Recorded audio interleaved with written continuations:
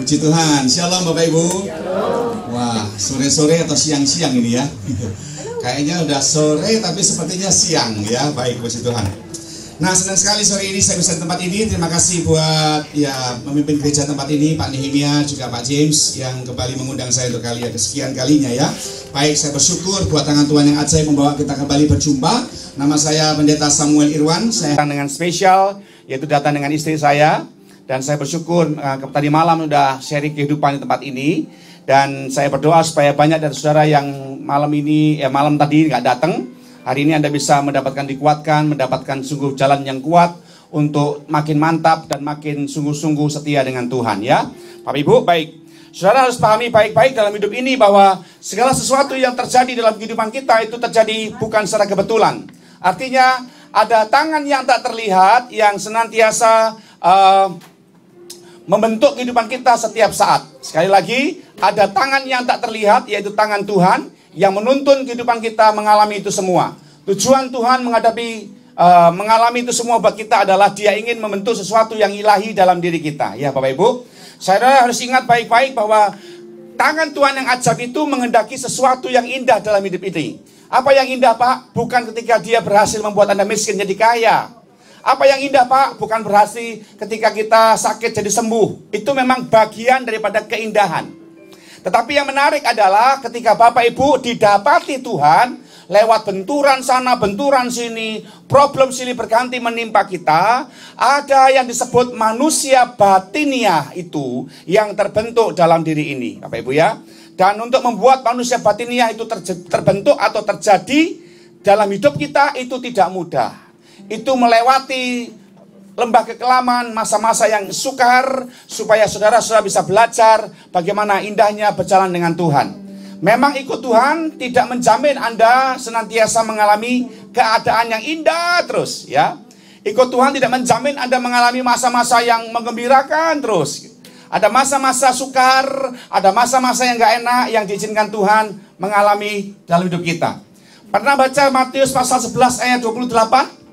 Marilah kepadaku semua yang lemah lesu dan beban berat. Bapak Ibu ya. Nah ayat itu bukan berarti begini. Pada waktu kita punya masalah, pada waktu kita pergumulan, kita datang sama Tuhan Bapak Ibu. Lalu Tuhan berkata, datang kepadaku, akan kuberikan kelegaan. I will give you rest. Nah kata I will give you, will itu akan itu sudah atau belum? Belum ya Bapak Ibu ya. Begitu kita udah bawa beban kita udah bawa masalah kita datang sama Tuhan. Tahu-tahu Tuhan nggak berhenti sampai di situ. Dia nyambung ayat 29 dari Matius pasal 11. Matthew chapter 11. Dia berkata begini. Pikulah kuk yang kupasang dan belajarlah kepadaku. Coba Anda bayangin ya. Kita udah dalam keadaan lemah lesu. Kita dalam keadaan pikul beban berat. Dengar undangan nih. Sini. Ku kasih kelegaan sini. Ya kita datang tuh udah kasih undangan kan. Begitu kita udah deket sama yang mau ngasih undangan. Dia bilang begini. Pikul kuk dulu ya. Gak salah nih Tuhan.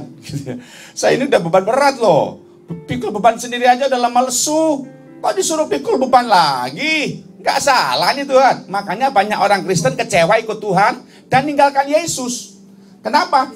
Dalam keadaan masalah seperti itu, dia punya pergumulan yang sulit Bapak Ibu. Itu gak sukar Bapak Ibu. Kenapa demikian? Sebab Yesus suka memakai, lihat ini dia. Orang-orang atau benda-benda di sekitarnya sebagai bahan perumpamaan. Illustration. Pada waktu Yesus berkata, pikulah kuk yang kupasang kepadamu dan belajarlah kepadaku. Yesus sedang pakai kata kuk. Kuk itu adalah sebuah gandar atau kayu yang dipakai di pundak daripada lembu. Untuk mengarahkan lembu itu supaya berjalan seirama dalam membajak sawah. Nah ini dia nih. Mengapa Yesus berkata, I will be with you until the end of the world. Kenapa demikian? Sebab Dia tahu untuk membajak sawah kehidupan kita, Bapak Ibu dan saya ini gak pernah bisa. Satu, persaingan begitu berat. Pergumulan banyak.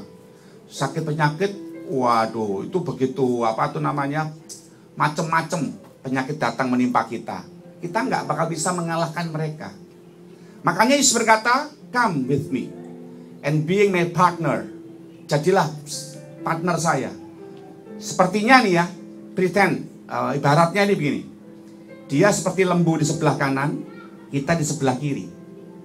Yang pikul kuk itu sebetulnya bukan kita, tapi kita cuma masang bahu kita, dan dialah yang sebetulnya titik berat tumpuan daripada beban kuk itu di bahunya Yesus. Yang Yesus request, minta dari kita adalah only one thing. Please be obey. Jangan melawan, jangan memberontak. Kalau saya ke kanan, ya ikutlah ke kanan. Kalau saya ke kiri, ya ikutlah ke kiri. Kalau saya lurus, jangan kamu mau ke kanan. Nanti lecet pundak kita masing-masing.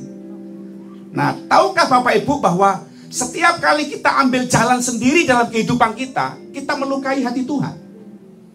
Tahukah Bapak Ibu bahwa setiap kali kita berusaha mengambil our own decision, ya keputusan kita masing-masing, sekali-kali kita nggak sadar bahwa kita itu menyakiti hati Tuhan. Satu kali ada seorang pemudi. Dia udah umur kurang lebih 35 tahun, belum menikah. Lalu dia datang sama saya, Pastor Sam, please pray for me.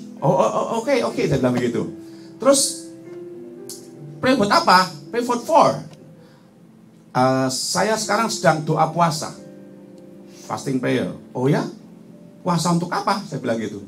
Ya kan, Pastor tahu saya sudah 35 tahun belum menikah, gitu katanya. Lu terus apa hubungannya sama doa puasa? Saya bilang gitu. Dia tanya gini, ya kan kalau dunia berbilang kalau cinta ditolak, dukunnya bertindak. Lu terus kamu apa? Ya kalau kita orang bisa cinta ditolak, pendoa syafaat bertindak. Lu maksudnya apa? Ya saya puasa supaya dia mau sama saya, Pak, katanya gitu. Lu kamu kok maksa Tuhan dengan puasamu, katanya. Itu kan lucu, Bapak Ibu. Nah, mari kita akan lihat sekarang, Bapak Ibu ya, bagaimana kita jadi orang Kristen yang menerima terobosan, yang menerima spektakuler blessing dalam hidup kita, ya. Dan sungguh bahwa kerinduan hati Tuhan memberkati kita itu sebetulnya gini, Bapak Ibu, jauh lebih besar daripada kita yang pengen minta berkat.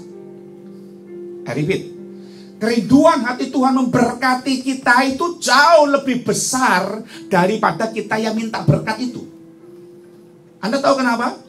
Kita kok belum diberkati, katanya Tuhan belum berkati kita. Karena Tuhan mikir gini loh, kita itu kalau diberkati Tuhan besar dan melimpah, apakah kita bisa mempertanggungjawabkan berkat itu? Atau sebaliknya, berkat itu bisa menghancurkan berkat kita, hidup kita. Supaya kita nggak hancur karena berkat, gimana Pak? Nah, ini dia. Dia mempersiapkan hidup kita sebagai wadahnya untuk persiapan menerima berkat itu. Jangan jadi orang Kristen yang seenaknya, Bapak Ibu. Orang Kristen yang mencari kehidupannya sendiri di dalam kerajaan Allah, itu nggak pernah ada. Contohnya seperti ini, ada seorang pergi ke toko burung, bird shop, ya, pergi ke toko burung. Dia mau cari ya apa yang bisa dia pelihara gitu kira-kira. Kemudian dia ke situ, dia berjumpa dengan penjual burungnya. Mau beli apa, Dek? Oh, lihat-lihat, Pak, katanya. Ini burung apa, Pak? Oh, ini burung kutilang, katanya. Oh, ini burung apa? Oh, ini murai batu, katanya. Oh, gitu ya, Pak. Ini burung apa? Ini perkutut, katanya.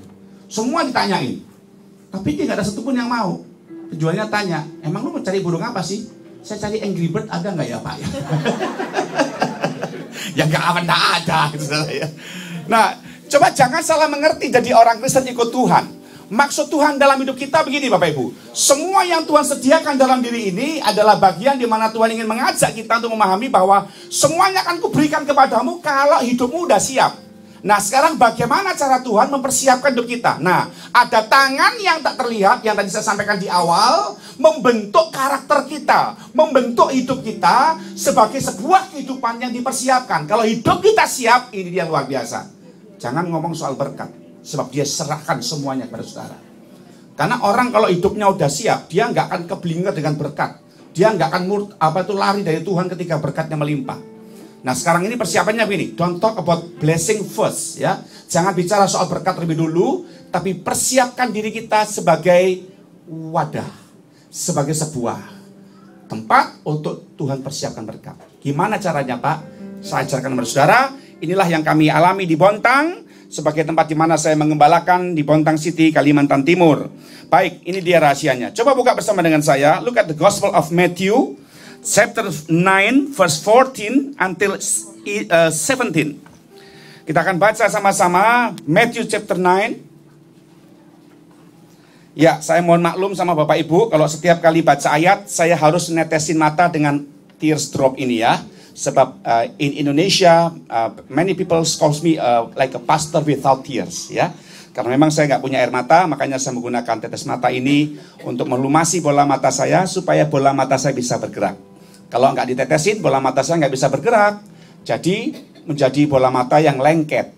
Dan kalau sudah lengket, mata saya korneanya menjadi buram sekali. Dalam kondisi mata basah seperti ini pun, saya tidak bisa melihat dengan jelas lebih dari 1 meter. Jadi kalau lebih dari 1 meter, saya lihat tapi tidak jelas. Jadi saya tidak buta, tapi saya low vision. Low vision ya. Low vision yang sangat tinggi. Yang di belakang tuh saya nggak lihat mana perempuan, mana laki. Apalagi dengan mata kiri begini, waduh hilang sudah saudara ya. Yang di depan ini aja, nih noni ini udah kelihatan sudah badannya. Ya kabur sekali. Kalau yang kiri masih lumayan kelihatan sosok-sosoknya tapi tidak jelas. Nah itu sebabnya saya perlu obat mata untuk membuat kornea mata saya sedikit lebih terang gitu ya. Baik, firman Tuhan berkata begini, mari sama-sama kita baca kembali Matius pasal yang ke-9 ayat yang ke-14. Ini rahasia hidup yang sangat dalam buat kita. The secret of blessing start from this scripture. Alright? Firman Tuhan berkata begini, kemudian datanglah murid-murid Yohanes kepada Yesus dan berkata, mengapa kami dan orang Farisi berpuasa tetapi murid-muridmu tidak? Ini murid-muridnya Yohanes Pembaptis ya Bapak Ibu. Karena ada Yohanes yang terkenal, Yohanes murid Yesus, sama Yohanes Pembaptis. Ini John the Baptist ya. John the Baptist punya murid dan komplain. Make a complaint with Jesus ya. Jawab Yesus kepada mereka, dapatkah sahabat-sahabat mempelai laki-laki berduka cita selama mempelai itu bersama mereka? Tetapi waktunya akan datang mempelai itu diambil dari mereka, dan pada waktu itulah mereka akan berpuasa. Jadi perhatikan kapan waktunya mempelai itu diambil dari mereka. Mempelai ini yang dimaksud adalah Jesus, Tuhan Yesus. Dia diangkat naik ke sorga sampai hari ini, sampai dia nanti datang yang kedua kali nanti. Disitulah mereka, yaitu murid-murid Tuhan Yesus dan kita semua berpuasa. Jadi Bapak Ibu yang hari ini nggak puasa melanggar ayat ini. Gitu Pak maksudnya? Nanti saya jelaskan. Oke? Teman-teman berkata, tidak seorang pun menambalkan secari kain yang belum susut pada baju yang tua. Karena jika demikian, kain penambal itu akan mencabik baju itu. Lalu makin besarlah koyaknya. Jadi kalau baju tua sudah koyak, tidak boleh ditempel. Jadi diapain Pak? Buang semua. Ya, diganti baju baru semuanya.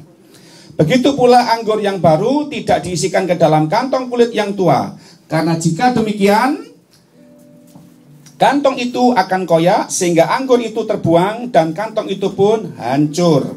Tetapi anggur yang baru disimpan orang dalam kantong yang baru pula. Dan dengan demikian terpeliharalah kedua-duanya. Baik, ini kisah yang menarik Bapak Ibu ya. Orang Kristen harus mengerti arti the power of his life. Kuasa akan kehidupannya, kehidupan Kristus. Ini bagian di mana Yesus mengajar kepada kita. Lihat baik-baik, saya waktu baca ayat ini berkata begini, Tuhan apa hubungannya anggur baru dengan puasa? Ditanya soal puasa kok jawabannya anggur baru, kantong tua, kantong baru. Ditanya soal puasa kok jawabannya baju tua dengan baju baru. Maksudnya apa? Nah gini Bapak Ibu, you have to believe, Anda harus percaya bahwa this is the last time for Jesus to restore his churches. Untuk merestorasi semua gereja-gerejanya. This is the new wave of new wine. Ini adalah gelombang baru atas gelombang anggur baru. Ini gelombang anggur baru yang Tuhan curahkan buat kita. Di mana gelombang yang baru ini adalah gerakan anggur baru yang dicurahkan. Setiap kita yang mengalami curahan anggur baru, itu sedang berkata begini, saya menerima curahan tentang pewahyuan, the revelation of Jesus Christ. Orang yang mengalami anggur baru adalah orang yang dimana hidupnya Yesus mempercayakan dirinya untuk diwahyukan. Kenapa saudara Yesus sebagai anggur baru? Dengar begini Bapak Ibu. Orang yang dapat pewahyuan akan Yesus, hidupnya itu seperti ini. Ayub. Ketika Ayub mau diberkati, terima anggur baru, dia harus mengalami proses. Begitu dia mengenal Tuhannya, dia berkata gini, selama ini aku mengenal Tuhan cuma dari kata orang. Tapi hari ini mataku sendiri memandang Tuhan. Dia menerima pewahyuan akan Tuhannya, hidupnya seperti kantong hidupnya itu dipersiapkan. Sehingga Alkitab saya berkata, Tuhan memberikan kepada Ayub double portion of blessing. 2 porsi berkatnya 2 kali lipat diberkati Ayub, luar biasa. Nah, itu bagian yang menarik Bapak Ibu yang saudara-saudara saya harus pahami baik-baik. Tuhan ingin supaya Bapak Ibu dan saya mengenal Dia bukan dari testimoni banyak orang. Itu hanya membangun, men-encourage kita. Tetapi lebih menyukacitakan hati Tuhan kalau kita sendiri mengalaminya. Pak, saya mau mengenal Tuhan sebagai Tuhan yang penuh kasih. Ya jangan marah kalau Tuhan mengizinkan orang nyakitin kita. Gitu. Jangan marah kalau ada orang bikin kita terluka. Karena di situ Tuhan ingin menyatakan kasihnya buat kita. Supaya kita bisa mengasihi orang lain. Tuhan, aku mau belajar untuk mengenal Tuhan sebagai Jehovah Jireh, Tuhan yang mencukupkan. Ya jangan marah kalau Tuhan mengizinkan kita mengalami kekurangan. Dipecat di kantor, mungkin uang kita dibawa lari, kita mengalami kebutuhan yang gak bisa tercukupi. Ya itu cara Tuhan mengajak kita untuk mewahyukan dirinya sebagai Jehovah Jireh, Tuhan yang mencukupkan. Nah itu cara Allah membuat kita belajar mengerti bahwa Tuhan, aku ingin mengenal Tuhan, mengalami sendiri bagaimana indahnya Tuhan bisa menyembuhkan saya. Ya jangan marah kalau Tuhan mengizinkan kita sakit. Karena Tuhan ingin membuat kita mengalami Jehovah Rafa, Tuhan yang bisa menyembuhkan, yang mampu menyembuhkan saya. Nah itu cara Tuhan memberikan pewahyuannya atas kita. Begitu kita mengenal Dia Bapak Ibu, wah ini dia. Semua yang ada pada Dia menjadi milik kita. Artinya apa? Semua yang ada pada Dia, tadi malam saya sampaikan, segala berkat rohani di sorga itu diberikan Tuhan kepada kita. Apa itu Pak? Wealth, health, treasure, itu diberikan Tuhan kepada kita. Karena itu ada pada Yesus. Asal kita ngerti master key-nya dulu. We have revelation of Jesus Christ. The most important thing in our life is knowing Jesus as well as Father God, knowing His Son. Itu bagian yang menarik dalam diri kita. Saya berdoa supaya Bapak Ibu dan saya belajar memahami hari ini cara Allah membawa kita mengenal, mewahyukan dirinya akan kita. Baju tua kalau robek jangan ditambal. Maksudnya apa? Buang semua kehidupan lamamu. Jadi nggak boleh kita jadi orang Kristen. Tuhan, aku yang ini watak buruk jangan dibuang Tuhan ya. Saya mau pakai, saya tambal kalau ke gereja nih Tuhan. Saya mau menjadi orang yang penuh kasih kalau hari Minggu. Hari Senin sampai Sabtu jangan ya Tuhan ya. Nggak boleh, itu harus dibuang semua. Ganti baju baru. Bicara soal pakailah kehidupan yang baru sebagai sebuah alasan buat kita hidup di hadapan Tuhan.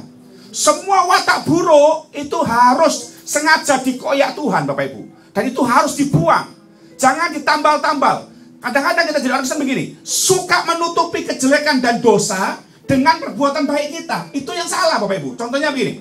Dulu waktu saya belum belum masuk full time, setelah sembuh dari sakit Stephen Johnson Syndrome tahun 98, saya dengan istri mencoba untuk jualan handphone. Ya. Dari 1 handphone jual jadi 2, 2 jadi 4, 4 jadi 8, dibantu saudara sepupunya istri saya dimodalin beli handphone. Tahu-tahu ditipu orang. Gitu saudara. Ditipu orang, infonya dibawa lari semua. Dia memanfaatkan mata kabur saya ini. Jadi saya dibawa ke hotel, saya kan mata cacat, tidak bisa lihat jauh. Saya pikir dia mau kabur kemana, dibawa ke lantai 3 di sebuah hotel di Samarinda. Lalu saya pikir, ntar kalau nipu saya paling kok ketok sebuah kamar, ada di dalam pasti semua gitu kan. Ternyata saya nggak melihat kalau di situ ada emergency door. Dia bawa handphone saya, dia lari dari emergency door, tembus ke kitchen di bawah, di dapur, di lantai 1 di lobby. Saya tidak tahu. Saya tunggu sejam, 2 jam kok gak keluar-keluar. Saya ketokin semua kamar. Ternyata tidak ada dia di situ. Bawa handphone lari saudara. Dia memanfaatkan mata saya. Ketika saya SMS dia, itu dosa. Saya bilang gitu saudara. Saya tahu dia bilang apa? Tidak apa-apa, nanti bulan Ramadan saya minta ampun, diampuni kok. Tuh enak banget dalam hati saya. Dia gak bikin pemberesan dengan saya, nanti ditutupi dengan ibadahnya dia. Itu tidak berkenan Bapak Ibu. Jadi kita kan begitu, kita simpan sakit hati, kita berkata, Tuhan, aku gak perlu bereskan sakit hati saya dengan mertua saya sakit hati dengan teman saya gak perlu bereskan. Nanti saya di gereja jangan kasih 40-an banyak-banyak, Tuhan ampuni saya. kita nembel baju tua dengan dengan kain baru tuh Bapak Ibu. Tuhan, aku masih punya tabiat buruk, pornografi tidak berhenti-berhenti. Saya tembel dengan nyanyi di gereja, puji Tuhan. Itu baju tua ditembel dengan kain baru namanya. Itu yang tidak berkenan Bapak Ibu. Nah, Tuhan ngajak kita untuk mengerti artinya, tanggalkan semua yang lama, pakai hidup yang baru, supaya engkau berkenan di hadapan Tuhan. Nah, yang menarik sekali hari ini adalah begini Bapak Ibu. Apa hubungannya itu Pak? Bagaimana caranya saya punya kantong kulit yang baru Pak? Sebagai tempat untuk nampung anggur baru. Gimana caranya Pak? Supaya saya punya hidup yang baru, punya baju yang baru. Itu gimana caranya dalam hidup saya? Yesus pakai puasa. Nah, jadi correlationnya begini. Apa itu namanya? Relationshipnya begini. Hubungan antara fasting, puasa dengan hidup yang baru itu begini. Ternyata waktu orang itu puasa Bapak Ibu, ada something divine behind the fasting, ya. Ada sesuatu yang ilahi di balik puasa kita. Dan itu yang harus dibawa sampai Tuhan datang. Artinya gini Bapak Ibu, coba renungkan ketika saudara tiri kita umat Muslim sedang berpuasa ya. Kalau mereka berpuasa nanti di Indonesia mulai masuk bulan ini, bulan Juli ya, mereka mulai puasa nih. Mereka berpuasa tuh gini, satu, tidak boleh marah-marah. Don't like to be angry in the month of fasting. Nggak boleh marah-marah tuh. Kalau marah-marah batal gitu saudara ya. Nggak boleh ngintip orang mandi, bertobat. Nggak boleh gitu. Nggak boleh itu ngomong jorok. Nggak boleh berzina, nggak boleh smoking, nggak boleh nonton film cabul, nggak boleh pelit. Don't like to be stingy, nggak boleh pelit. Jadi harus banyak amal. Tapi itu pada bulan itu saja. Nanti pas selesai bulan itu kumat lagi ya gak apa-apa gitu saudara ya.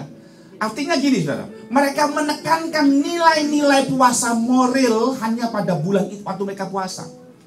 Dan Yesus berkata, pada waktu mempelai itu diambil, nanti sampai mempelai itu datang, puasa itu harus ada. Bukan berarti Bapak Ibu setiap hari harus puasa, gak makan. Ya kurus nanti Bapak Ibu. Apanya Pak nilai puasa yang dibawa? Ya karakter daripada value of fasting itu yang harus dibawa. The value of fasting in our life shall be appear daily until Jesus came at the second time. Itu yang harus ada, the value of fasting. Itu yang harus ada dalam diri kita umat Tuhan. Kita jadi orang yang gak marah-marah bukan pada waktu lagi puasa doang. Tapi pada waktu tidak puasa pun, start from Monday until Sunday, kita tetap bisa jadi orang yang lemah lembut, jadi orang yang sabar, jadi orang yang suka memberi, jadi orang yang tanggap akan hati Tuhan, sekalipun tidak lagi puasa. Jadi jangan pakai puasa, orang dunia berkata, untuk maksa Tuhan buat jawab doanya. Satu kali saya diajak makan di sebuah rumah makan bagus di Indonesia. Pengusaha kaya nih Bapak Ibu, dia ajak makan. Tapi lucunya waktu makan, dia nggak ikut makan. Loh kok nggak ikut makan Pak? Saya lagi puasa Pak Pendeta. Oh ya wah hebat banget nih pengusaha kaya kok puasa. Sambil makan saya tanya, apa tujuannya puasa Pak? Bapak kok puasa hari ini? Iya Pak, saya lagi datangkan BlackBerry ilegal dari Cina Pak. Supaya masuk Indonesia dengan aman Pak. Loh, waduh, Tuhan diajak lagi ilegal Pak. Saya harus berhenti makan saudara. Saya bilang gitu. Kok bisa Pak saya bilang begitu? Loh inilah kenyataannya Bapak Ibu. Ada orang yang pakai puasa untuk maksa Tuhan jawab keinginannya. Itu yang salah. Puasa itu Bapak Ibu, dengan baik-baik, itu adalah sebuah sarana Tuhan, sarana kita buat memberikan space atau ruang yang lebih luas buat Tuhan bicara dengan kita. Supaya kita lebih mengerti apa maksud Tuhan ketika saya kena masalah. Apa maksud Tuhan ketika saya kena pergumulan. Ya udah Pak, kalau gitu saya mau jadi orang sabar Pak. Ya udah Pak, kalau gitu saya mau jadi orang yang gak pelit Pak. Ya udah Pak, kalau gitu saya mau jadi orang yang gak suka marah-marah. Dari mana Tuhan tahu Pak kalau saya udah sabar? Nah ini dia nih. Ini dia. Bapak, Ibu, dan saya akan dibawa Tuhan ke dalam proses. Semua bilang proses, 1, 2, 3. Proses. Itulah yang disebut dengan kehidupan yang menunjukkan the value of fasting in the process. Itu kehidupan kita Bapak Ibu. Dari mana Tuhan tahu kalau Bapak Ibu sabar kalau tidak diizinkan orang nyakitin kita? Dari mana Tuhan tahu kalau Anda bukan orang yang pelit kalau tidak diizinkan orang ya dalam kekurangan diperhadapkan kepada kita? Dari mana Tuhan mengizinkan kita jadi orang yang bisa mengampuni orang kalau nggak ada orang yang nyakitin kita? Nah, disitulah bagian di mana Tuhan mengajak kita, mana value of fastingmu. Nah, saya akan tunjukkan sebuah kisah di Alkitab, Bapak Ibu. Orang ini jarang dikhotbahkan, tapi Tuhan tiba-tiba dorong saya untuk sampaikan tentang orang ini.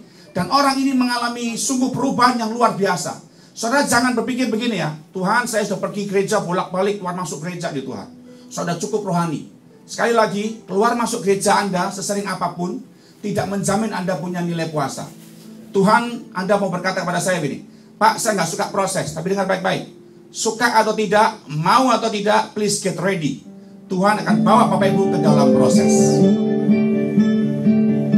Semua. Oke, baik. Saya akan tunjukkan sebuah video sama Bapak Ibu. Supaya nilai supaya Bapak Ibu bisa melihat, lampunya bisa di-dim sedikit, yang di depan aja. Ya, yang di depan aja. Oke. Anda lihat video ini ya. Tulisannya dihapus. Ya, Ishak Raja Wali ketika bertemu kura-kura, apa yang dia buat? Dia nggak menyerah, Bapak Ibu. Dia bawa terbang kura-kura itu karena dia memakan dagingnya. It brings the turtle fly away. Terbang jauh dan setinggi-tingginya dia terbang. Di tempat yang tinggi yang dia bisa terbang, dia lepaskan kura-kura itu. Kemudian Bapak Ibu, yang luar biasa, kura-kura itu menabrak cadas yang keras. It then safely parachutes into the clearing.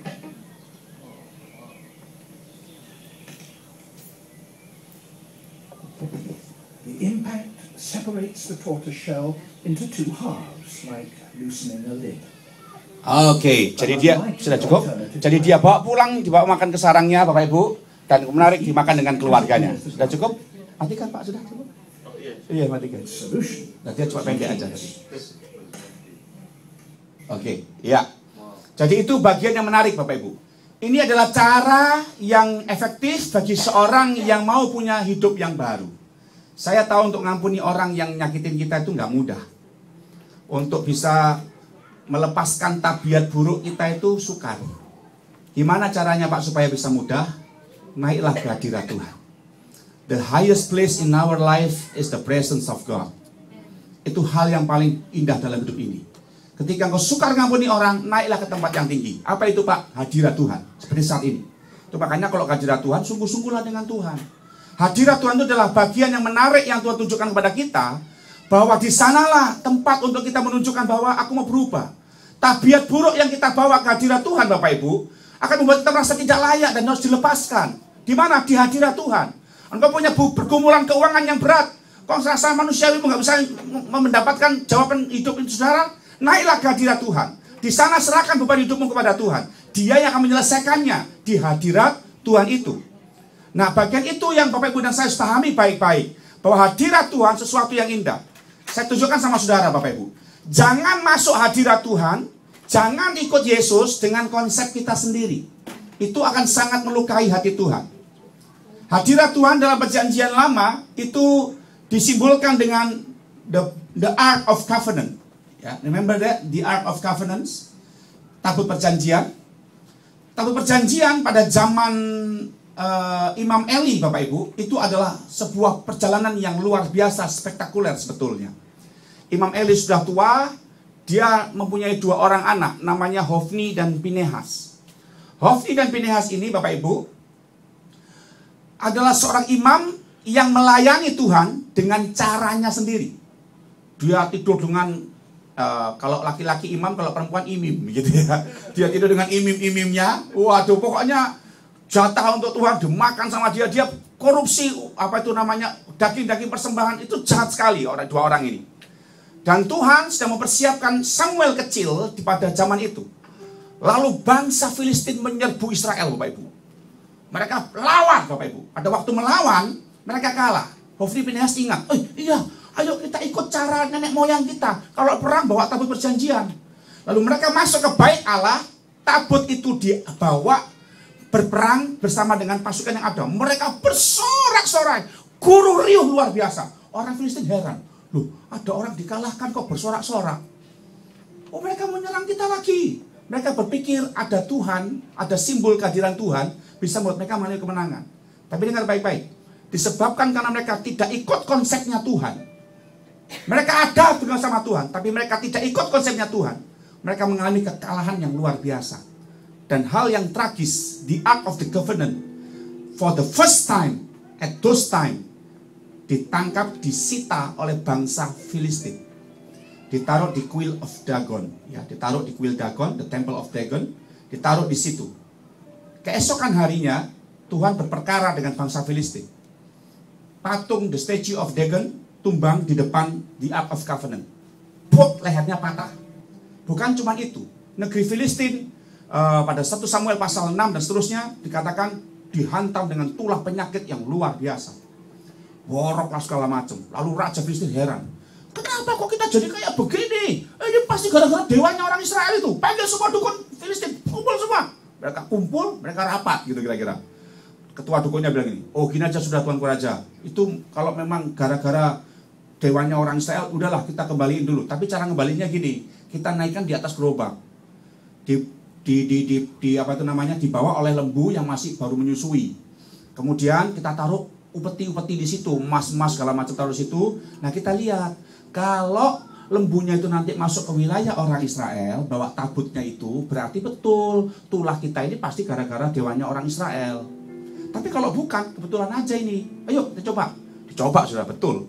Begitu dicoba, waktu emas dibawa oleh lembu itu, ternyata kaki lembu itu digerakkan Tuhan masuk ke wilayah Israel yang namanya desa Bet-Semes. Bukan Alhamra ya, desa Bet-Semes gitu. Masuk ke situ. Nah, mereka tahu, oh ternyata semua ini gara-gara Tuhannya orang Filistin. Nah, dengar baik-baik. Orang yang dalam hidupnya tidak dengan konsepnya Tuhan, dia akan mengalami hal-hal yang menyakitkan dalam hidupnya. Artinya gini, ada orang yang minum perjamuan kudus dalam 1 Korintus pasal 11. Perjamuan kudus kan suci ya Bapak Ibu ya. Tapi hidupnya nggak suci. Itu bisa mendatangkan musibah loh. Bisa bikin kematian. Mungkin bukan mati badan kita, mati ekonomi saudara, mati kesehatan saudara, mati rumah tangga saudara, mati dompet saudara. Itu bisa mengakibatkan seperti itu. Makanya kalau ada hadirat Tuhan, hidup kita wadahnya harus kudus. Nah, itu dibawa oleh lembu itu ke dalam Bet-Semes. Ada 70 orang Bet-Semes senang lihat tabut Tuhan datang. Nah, mereka kesempatan mau lihat Bapak Ibu. Waktu mereka pegang itu tabut, dibuka tutupnya, Alkitab berkata Tuhan marah. Tuhan bunuh di tempat 70 orang pada waktu itu. Yang saya heran gini Bapak Ibu. Pada waktu tabut itu disita oleh orang Filistin, ditaruh di depan kuil Dagon, diangkat, dijamah oleh orang-orang Filistin naik ke kuil Dagon, kok mereka nggak dibunuh ya? Loh, kira-kira siapa yang naikkan tabut perjanjian ke gerobak? Apa jalan sendiri tabutnya gitu? Siapa yang ngangkat kira-kira? Siapa? Ya orang Filistin, betul itu tante, orang Filistin. Tapi pertanyaannya, kenapa kok mereka nggak dibunuh? Kok orang Israel nih, bangsa pilihan Tuhan sendiri tuh, yang pegang tabut itu, kok mereka pegang dibunuh? Bukan cuma itu. Satu lagi kalau bukan buka. Pada waktu sudah di Bet-Semes, 7 orang mati ya Bapak Ibu ya. Orang Bet-Semes ketakutan. Dia SMS, BBM gitu kira-kira ya zaman sekarang. Sama orang Kiryat Yearim, yang kota yang lebih gede. Hei, ini udah tabut perjanjian nih. Tuhan marah, bunuh 70 orang di sini. Cepat ambil. Lalu Tuhan, perhatikan baik-baik, berbicara sama Abinadab imam itu, nyuruh anaknya Eliezer untuk ngambil tabut itu. Dan kita berkata begini, ini kuncinya. This is the key. Kuncinya begini. Mereka menguduskan Eliezer untuk mengambil tabut itu. Dan dipikulnya tabut itu sampai ke Kiryat Yearim. 20 tahun tabut itu tinggal di sana.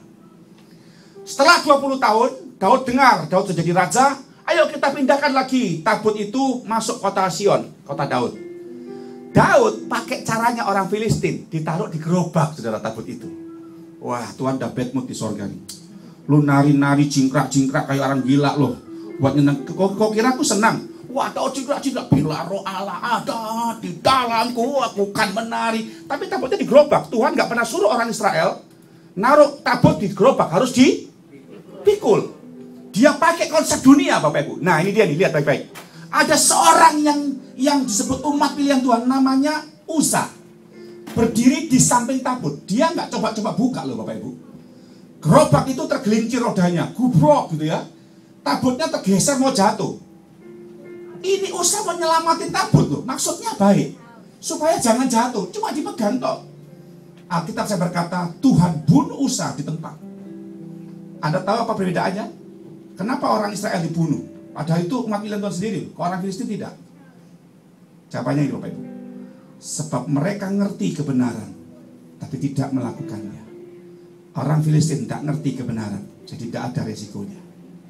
Anda kalau sudah tahu kebenaran, lampu traffic light merah Anda terjang, disemprit polisi, yang apa ada tugas di situ, Anda nggak bisa ngelak. Polisi tangkap saudara, kenapa lampu merah diterjang? Anda nggak boleh bilang, maaf Pak Polisi, lampu merahnya saya lihat, Bapak yang saya nggak lihat. Nggak bisa gitu saudara. Anda tetap ditilang saudara. Anda tetap ditilang saudara. Itu artinya gini, Anda tahu kebenaran, tuntutannya tambah banyak. Jadi orang Kristen yang ngerti kebenaran tapi nggak melakukan, itu mati rohaninya loh Bapak Ibu. Bahaya sekali Bapak Ibu. Kalau orang Filistin nggak tahu, loh orang saya tahu itu ngangkut tabut harus dikuduskan dulu hidupnya, nggak boleh sembarangan. Kalau orang Kristen kan nggak ngerti, jadi biarin sama Tuhan. Kalau orang Kristen ngerti kebenaran, kalau ke gereja harus punya nilai puasa, sekalipun kamu nggak lagi puasa, tapi itu tidak dilakukan, itu bikin kita mati loh Bapak Ibu. Mati apanya Pak? Rohani kita. Nah, lihat cara Tuhan sekarang ini untuk mengajak Bapak Ibu dan saya menikmati akan kehidupan yang diberkati, sekalipun prosesnya berat Bapak Ibu. Ya, Tuhan minta kita punya sikap hati yang benar pada waktu Anda dalam kesesakan. Lihat akan orang ini ya. Saya mengajak Anda untuk melihat sebuah kisah yang menarik, sebuah biografi yang menarik yang saya tunjukkan sama Bapak Ibu. Orang ini jarang dikhotbahkan, tapi saya mau menunjukkan sama saudara betapa indahnya akhirnya orang ini menerima curahan anggur baru yang dahsyat luar biasa melalui proses dan di mana dia berusaha menerapkan nilai puasa dalam hidupnya. Nah, who is he? Siapa dia? Mari kita akan lihat di dalam Injil Matius pasal 27 ayat 32. Injil Matius pasal 27 ayat 32. Ya, ini dia firman Tuhan yang berkata, Matthew chapter 27 verse 32. Firman Tuhan berkata begini. Ketika jumpa dengan seorang dari Kirene yang bernama siapa? Simon. Orang itu mereka paksa memikul salib Yesus. Namanya Simon Bapak Ibu ya. Kirene itu letaknya di negara Libya ya, di bagian utara. Jadi Kirene itu di negara Libya jauh Bapak Ibu dari Mesir, letaknya di bagian utara di negara itu. Nah, setiap 1 tahun sekali orang Israel itu harus pergi ke Yerusalem dari seluruh penjuru dunia untuk merayakan Paskah, Bapak Ibu. Mereka pergi ke Bait Allah, orang Yahudi ke sinagog untuk merayakan Paskah. Nah, menarik sekali, mereka itu menempuh berjalan berbulan-bulan, berminggu-minggu, dihantam badai padang gurun, ya. Kemudian dinginnya malam, lalu pokoknya dia ingin berjumpa dengan Tuhan ke Yerusalem. Gak peduli seberapa jauhnya, pokoknya mereka harus ke Yerusalem untuk menghadap Tuhan. Ada 2 jenis Paskah di Yerusalem pada masa adat orang Yahudi. Paskah besar dan Paskah kecil. Makanya saya sangat menyarankan Bapak Ibu yang belum pernah ke Holy Land, sempat-sempatkanlah minimal 8 hari kok ke Holy Land ya, ke sana itu bagus sekali. Karena rugi jadi orang Kristen, apalagi dari Amerika ke Holy Land itu deket. Lewat East Coast, tembus sebentar dikit lagi udah Israel. Kalau dari Indonesia agak jauh Bapak Ibu ya. Jadi saya sangat menyarankan Anda pergi ke sana. Karena di sana kalau Anda berziarah, lihat tempat-tempat sejarah Alkitab dengan dekat, Anda akan lebih diberkati dan akan makin cinta Tuhan ya. Nah, menarik sekali, ini Paskah besar itu pada hari H. Paskah kecil itu untuk menolong orang-orang Yahudi yang mungkin karena badai padang gurun terlambat datang merayain Paskah, dibikinkan Paskah kecil beberapa hari setelah Paskah besar. Nah, mereka itu tinggal di Yerusalem sampai hari ke-50 sekaligus merayakan Pantekosta. Ingat, Paskah Perjanjian Lama bukan merayakan kebangkitan Tuhan Yesus. Itu mereka merayakan bagaimana Tuhan dengan tangan the mighty hand membebaskan mereka keluar dari Egypt to Israel, ya, to the covenant land. Kemudian yang menarik sekali, Pantekosta pada waktu itu bukan pencurahan Roh Kudus, tapi hari di mana Tuhan memberikan mana, roti sorga turun di padang gurun, memelihara ngasih makan orang Israel. Nah, itu mereka peringati. Setelah hari 50 mereka pulang. Nah, Tuhan kita itu sutradara yang ajaib. Dia penulis skenario yang luar biasa. Dia gunakan peristiwa Paskah dan Pentakosta untuk menunjukkan kuasa kebesarannya. Ingat peristiwa itu Bapak Ibu. Yesus 3 hari sebelum Paskah sedang mengalami fase Jumat Agung. Bapak Ibu ya. Ingat baik itu Yesus sedang disiksa. Yesus sedang dalam keadaan menderita. Simon baru datang dari luar kota. Itu maksudnya datang dari Kirene. Kita mengatakan luar kota. Mereka datang masuk ke sana. Kok dilihat ada rame-rame itu. Wah ya, apa itu rame-rame? Ada kerumunan orang mengarak seseorang keluar dari Yerusalem menuju ke Golgota. Nah mereka lihat orang rame-rame bingung. Simon ini apa itu? Apa ya? Mau lihat. Jadi kalau Anda di pinggir jalan, ada orang lihat-lihat rame-rame, apa itu? Apa itu? Itu rohnya Simon, gitu ya. Ada orang kecelakaan di pinggir jalan, apa itu? Apa itu? Buka kaca mau lihat. Itu rohnya Simon, saudara. Simon juga gitu. Wah apa itu? Apa itu? Dia lihat, saudara. Ternyata dia lihat Yesus sedang dianiaya, pikul salib, pakai mahkota duri bersama dengan 2 penyamun yang lain. Ingat baik-baik Bapak Ibu ya. Pada waktu itu Simon tidak tahu siapa Yesus. Dia baru datang dari luar kota. Berita tentang Yesus belum tersebar keluar daripada Israel. Ingat itu peristiwa baik-baik. Bagi orang Yahudi, Simon ini orang Yahudi tulen. Alkitab saya berkata dalam Kisah Rasul, the book of Acts chapter 6 verse 9, mengatakan bahwa dia adalah golongan libertini. Libertini itu apa? Itu adalah golongan yang belajar Taurat di luar negeri. Jadi mereka itu bekas tawanan Romawi yang dibebaskan lalu belajar Taurat. Mereka menjadi orang Farisinya Yahudi tapi di luar negeri. Itu namanya libertini. Jadi ingat ini baik-baik. Simon tuh ngerti apa artinya salib. Itu salib bicara kutuk Bapak Ibu. Salib itu bicara judgment. Apa itu? Penghakiman, penghukuman. Itu bicara sebuah aib yang tidak boleh ada pada orang Yahudi. Jauhkan saya dari salib Tuhan. Make me far from the cross. Itu kutuk soalnya. That is the curse. Simon tahu kebenaran itu Bapak Ibu. Dia lihat-lihat, ini siapa ini ya? Kok pikul salib begini, jalan begitu. Simon lagi lihat-lihat, tentara Romawi lihat, ya sudah kepayahan nih. Kalau dia dipaksa pikul salib yang berat dan kasar, nanti dia mati duluan. Akhirnya dia tengok, dia lihat Simon Bapak Ibu. Tinggi besar, ganteng gitu kira-kira ya. Akhirnya Simon dipanggil. Silakan Pak, duduk Pak ya. Simon dipanggil Bapak Ibu. Ketika dia dipanggil, Alkitab saya berkata, he had no choice to reject. Dia tidak punya pilihan untuk menolak. Kenapa? Sebab pada masa itu negeri Israel sedang dalam penjajahan Romawi. Alkitab saya mengatakan Simon dipaksa pikul salib. Nah ini dia nih Bapak Ibu. Seringkali kita ini kan kalau pergi ke gereja berkata apa? Kenapa pergi ke gereja? Supaya berkat saya lancar Pak Pendeta. Gitu. Kenapa pergi ke gereja? Ya supaya saya dijauhkan dari sakit penyakit Pak Pendeta. Tapi seringkali kita nggak pernah ngerti bahwa lewat masalah, pergumulan, sakit penyakit, keuangan yang menipis, apapun masalah dengan hati, dengan tetangga kita, dengan orang-orang di sekitar kita yang melukai kita, sepertinya kita sedang dipaksa Tuhan untuk pikul salib loh Bapak Ibu. Sebuah keadaan yang uncomfort, yang tidak nyaman, tapi Tuhan bawa kita ke sana seperti Simon. Jauhkan salib dari saya Tuhan, tapi Tuhan pakai tentara Romawi untuk paksa Simon pikul salib. Itu sangat menyakitkan hatinya loh Bapak Ibu. Anda bisa bayangin waktu Simon pikul salib. Coba lihat Injil Lukas berkata apa. Lukas pasal yang ke-23 ayat 26. Wah ini sangat luar biasa sekali Bapak Ibu. Lukas pasal 23 ayat yang ke-26. Firman Tuhan berkata begini.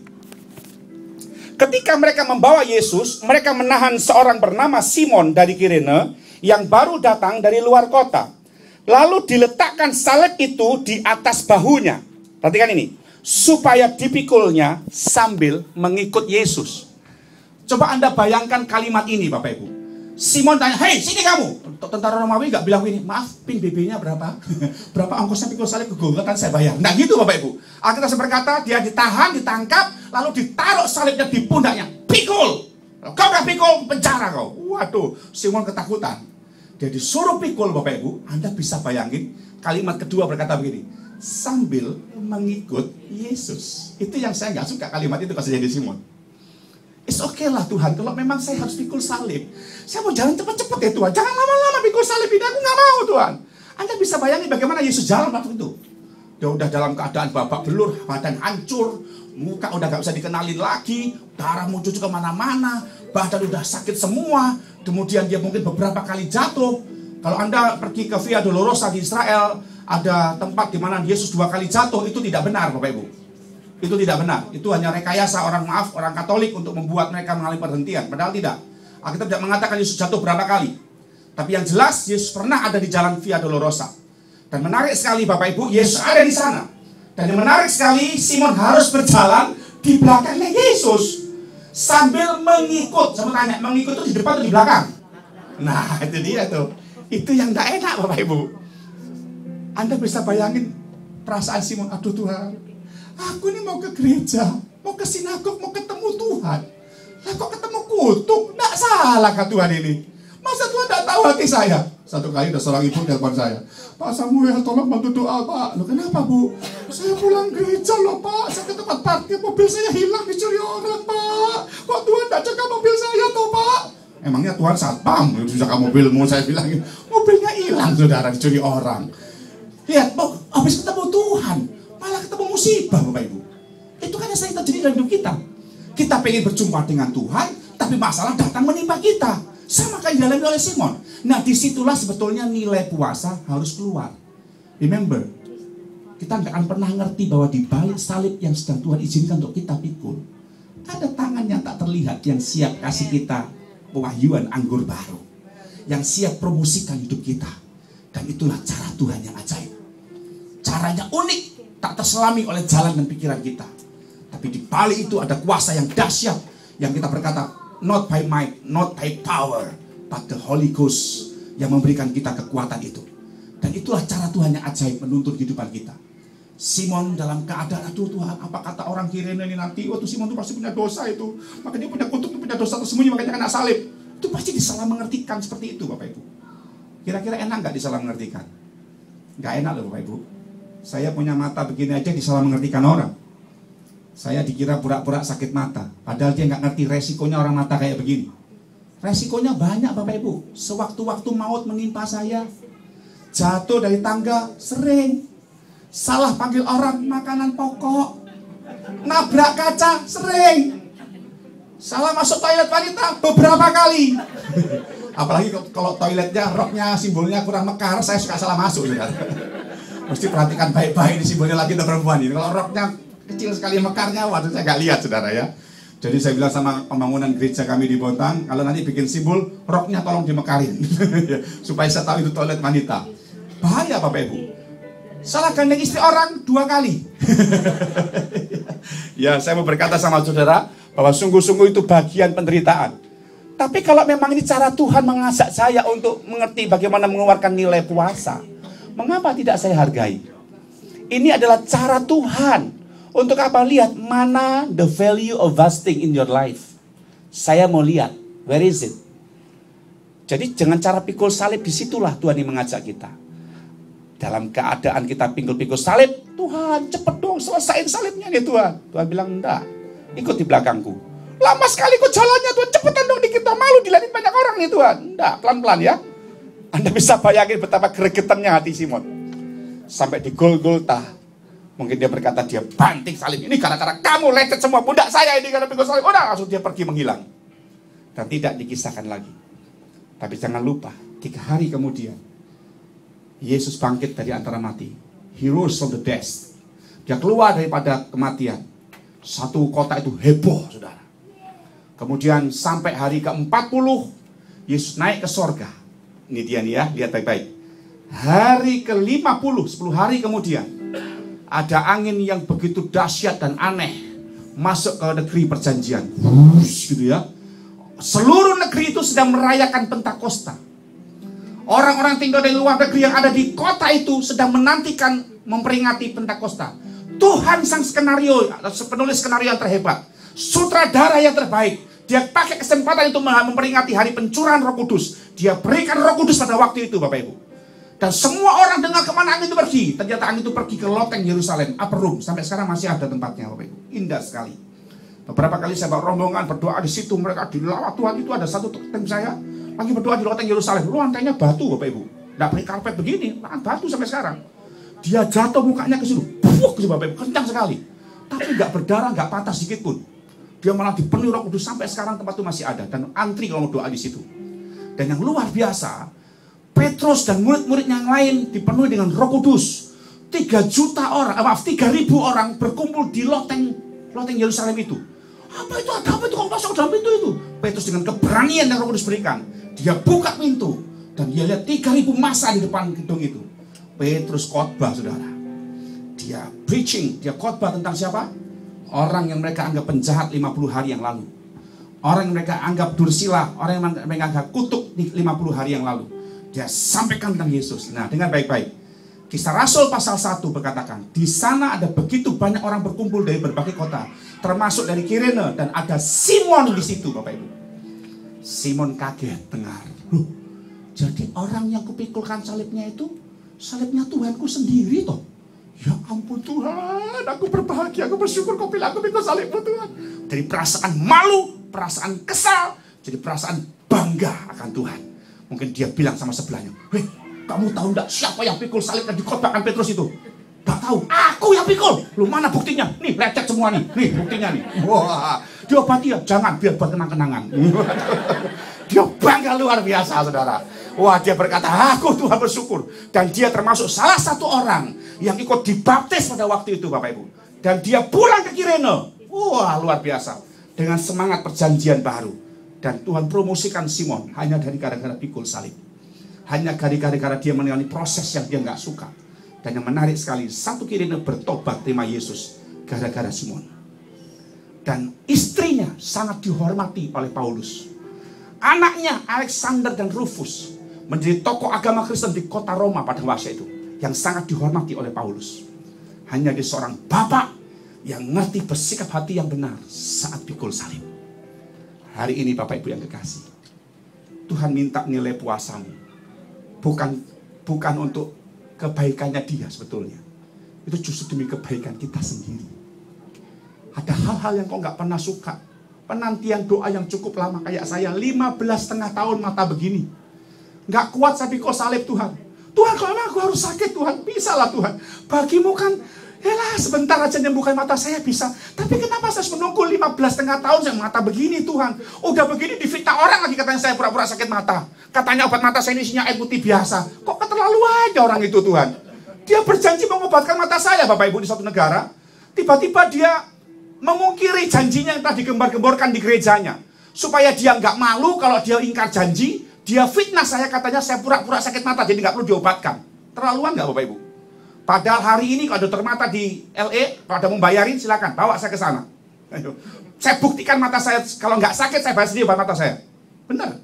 Nggak ada yang berani waktu itu Bapak Ibu. Orang sakit mata kayak gini bilang pura-pura sakit mata. Saya punya saksi sejarah 200 jemaat saya. Saya punya bapak rohani pendeta saya yang menyaksikan bagaimana saya buta sampai sekarang. Bapak rohani saya itu di Samarinda.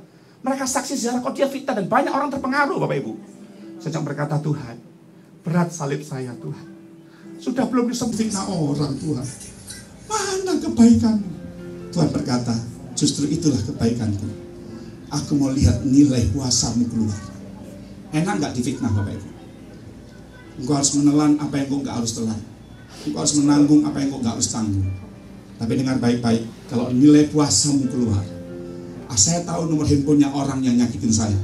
Saya tahu Facebooknya dia. Saya bisa maki-maki dia di handphone kalau di Facebook kalau saya mau.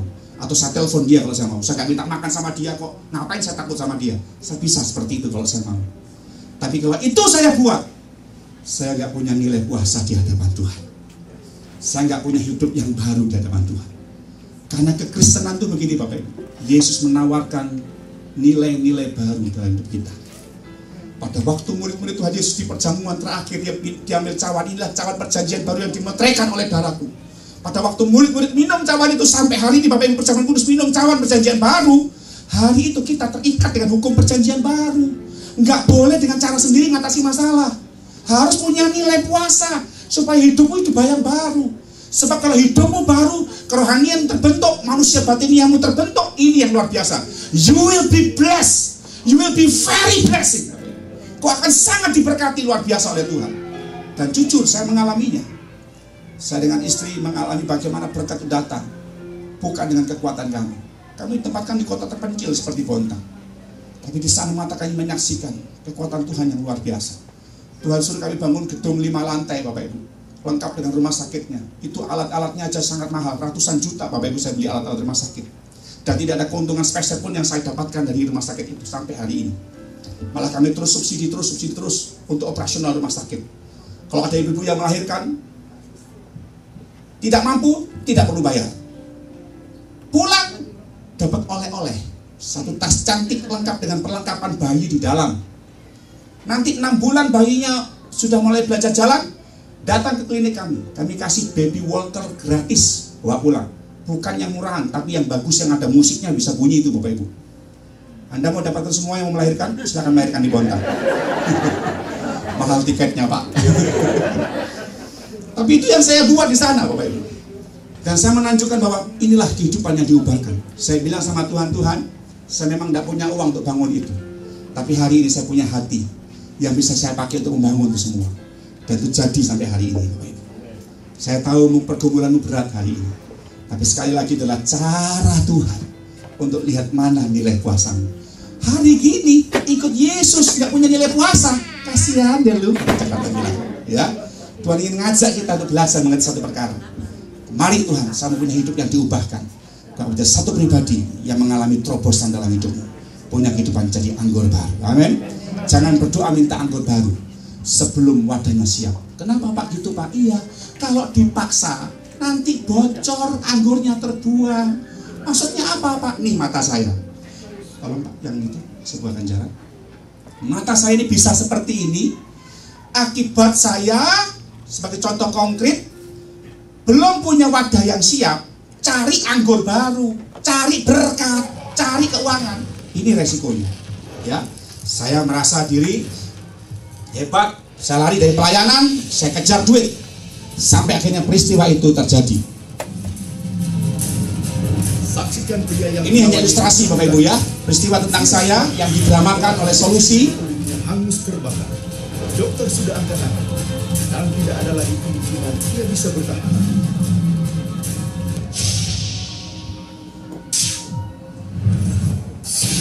Samuel Irawan Santoso seperti guntur di siang bolong. Dia harus menghadapi vonis mati dalam waktu 3 minggu.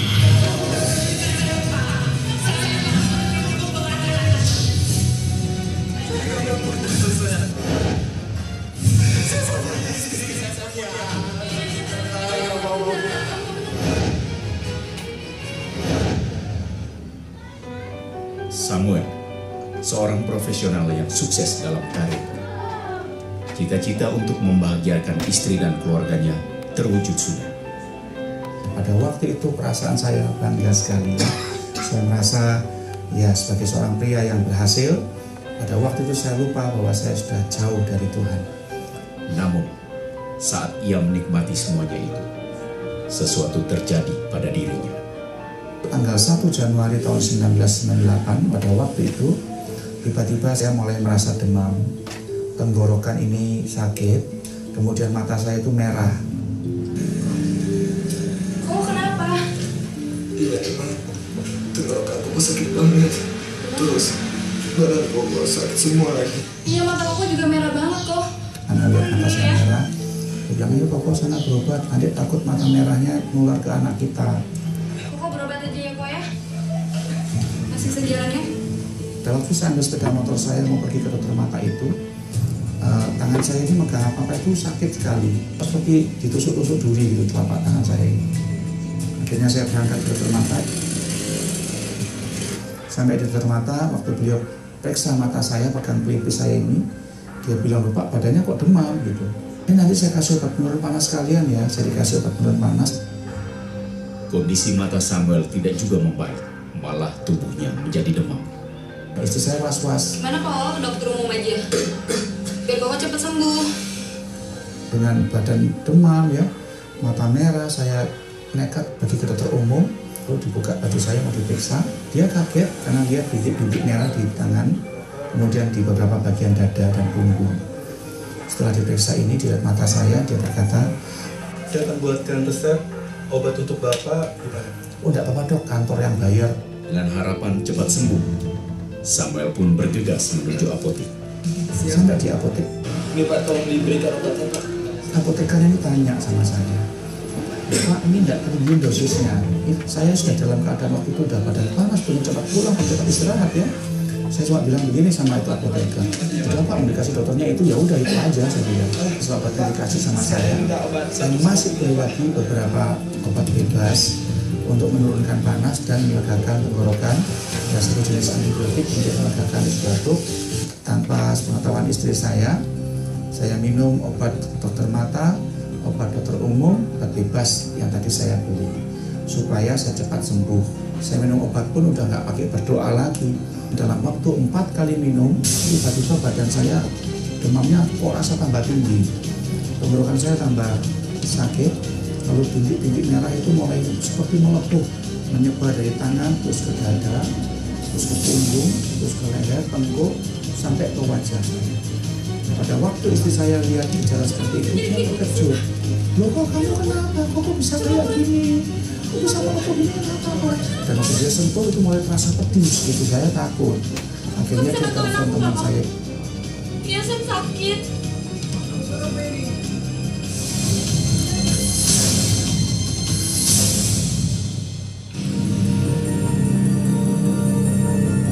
Nah, sampai waktu di rumah sakit, kenapa ini kok bisa gosong seperti ini? Makan apa? Ya saya cerita, kok saya dikasih dokter mata ini obat ini, paracetamol. Dari dokter ini saya dikasih obat ini. Saya juga masih beli lagi obat bebas. Dan, waduh, bapak ini kena penyakit. Ini penyakit langka. Saya pikir itu penyakit apa? Saya punya pikiran bahwa pasti bisa saya atasi. Pasti dokter-dokter juga bisa ngatasin. Namun kenyataan berkata lain. Penyakit yang diderita Samuel ternyata semakin parah. Dalam waktu yang sangat singkat, terjadi perubahan yang aneh pada diri. Nah, dalam hitungan jam, itu melepuhnya, hangusnya di kulit saya itu makin lama makin menyebar dan makin hangus. Dan rasa panas sekali di badan saya. Dokter berkata, ini harus masuk ruang isolasi, tidak boleh campur dengan pasien lain. Badan saya rasa demam tinggi sekali. Ada menggigil, itu ranjang itu udah kayak gempa bumi ya, bergetar sekali. Belum lagi saya sekep-sekep, ngomong yang ngelantur sana sini, kadang sadar juga kadang tidak. Istri saya itu kecemasan waktu itu. Loh, kamu ini kenapa kok bisa kayak gini? Kondisi Samuel semakin buruk. Bahkan sesuatu yang tragis pun terjadi. Tanggal 6 Januari, mata saya seperti rasa kelilipan. Saya minta tolong istri saya tiup. Setelah ditiup beberapa kali tidak rasa hilang, itu seperti ada pasir di mata saya makin merah. Dan waktu tengah malam saya bangun, saya bilang sama istri saya yang jaga saya waktu itu, tolong nyalakan lampunya. Loh, lampunya udah nyala kok. Loh, kok aku nggak bisa lihat? Loh, masa udah nyala? Ini udah Kenapa nyala matanya? lampunya. Mata papa kenapa? Ini tuh udah nyala, apa semuanya udah nyala. Aku dia panggil suster. Dokter, suster. Mata saya dibuka, mata saya ini hitam-hitamnya nggak ada, putih semua gitu, seperti ada kertas HVS di depan mata saya. Mata bapak ini kemungkinan besar bisa mengalami kebutaan. Waktu saya dibilang saya buta, nggak bisa lihat, itu benar-benar saya dalam depresi. Saya bilang, sayang, aku nggak mau buta, sayang, aku nggak mau buta. Saya teriak-teriak. Dokternya saya marahin, istri saya juga nangis. Oh, sabar kok ya, sabar kok ya. Kita berusaha untuk carikan cara untuk mengatasi mata kokok. Kantongnya koyak, anggurnya terbuang. Itu yang terjadi dalam hidup saya. Penyakit itu namanya Stephen Johnson Syndrome stadium 4, Bapak Ibu, yang telah membutakan kedua belah mata saya selama 1 bulan. Apa yang digambarkan di video itu sungguh luar biasa, Bapak Ibu. Lengkapnya ada, saya bawa CD-nya bagi Bapak Ibu yang mungkin belum punya kesaksian saya dan istri saya. Ada CD-nya Bapak Ibu saya bawa, dan juga ada lagu-lagu yang saya nyanyikan dengan istri saya. Satu paket isinya 2. Mungkin bisa Anda bagikan kepada orang-orang yang lupa Tuhan, orang-orang yang patah semangat, orang-orang yang hancur hati, orang-orang yang butuh dikuatkan. Ada CD-nya, sisa 2 saja.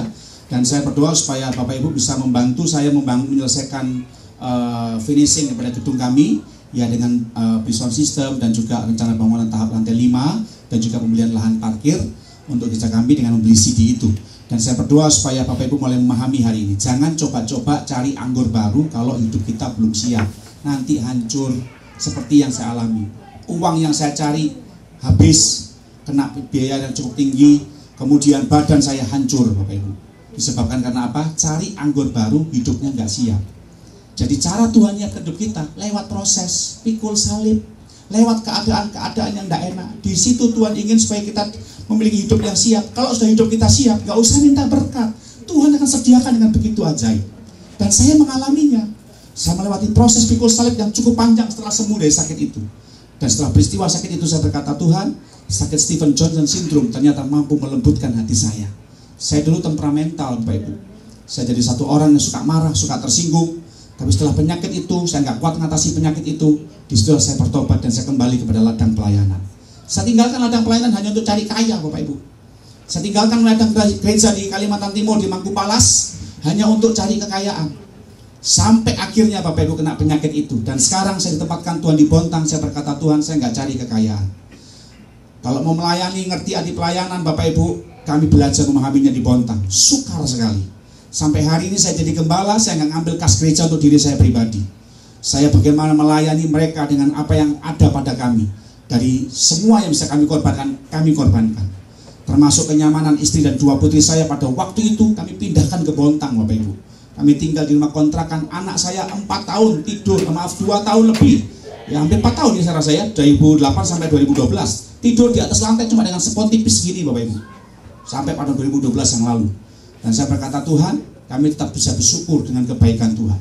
Hari ini Bapak Ibu yang kekasih, apa yang berat dari saudara? Bukan permasalahan salibnya yang kau pikul, tapi hatimu. Mengapa beban yang kita pikul terasa berat dan semakin berat? Karena kita memikulnya bukan dengan hati yang bersyukur. Semakin kita mengeluh, semakin berat beban yang kita pikul. Tapi kalau kita berkata, Tuhan, aku pikul beban saya dengan hati yang bersyukur, itu membuat Anda bisa berkata, ternyata ada kekuatan ekstra yang Tuhan berikan saat saya bersyukur untuk pikul salib ini. Mungkin Anda bergumul dengan istri Anda bergumul dengan suami Anda bergumul untuk anak Anda bergumul untuk mata pencaharian Anda dan pekerjaan Anda. Bapak Ibu dengar baik, semua itu adalah cara Tuhan untuk membentuk nilai puasa dalam diri kita, supaya kau mengenakan manusia baru, bukan manusia lama lagi. Hari ini serahkan hidupmu kepada Tuhan. Sekalipun saya nggak bisa punya penglihatan dan baik dan harus beli obat mata ini 1 bulan 30 botol. Sampai hari ini dengan cara Tuhan yang ajaib Bapak Ibu, saya yang tinggal di Bontang bisa mendapatkan benda ini dari Amerika sini. Dengan begitu ajaib, saya punya banyak obat mata ini, tumpukan kantong obat mata sampai nanti mungkin pertengahan tahun depan.